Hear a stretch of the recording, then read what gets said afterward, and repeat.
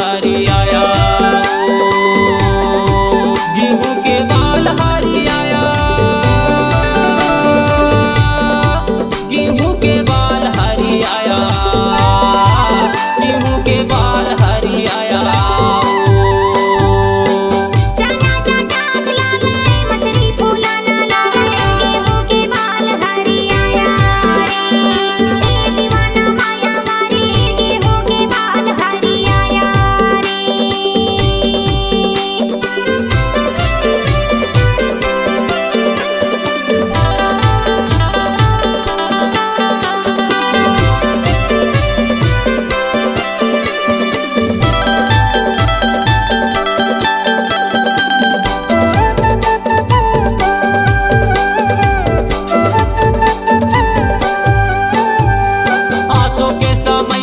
टापा काटैया का हो टापा काटैया का, आंसू के समैया टापा काटैया का हो टापा काटैया का। और कैसे के तो दोष बोया लड़का याद गई रे माया, गेहूं के बाल हरी आया, जाना चाटा गला गए मछली पूरा ना लागे, गेहूं के बाल हरी आया,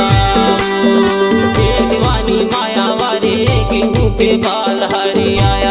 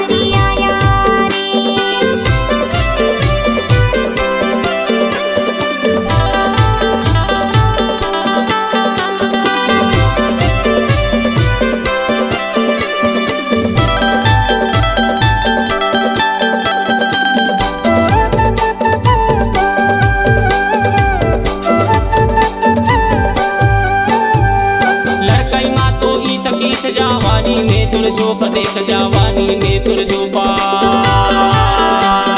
लड़कई माँ तो ई तकीफ जवानी में तुर जो देख जवानी माँ तुर जो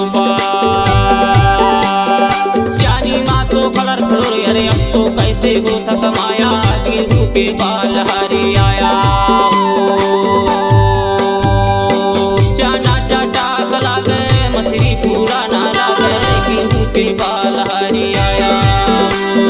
दीवानी माया वारे गेहूं के बाल हरी आया।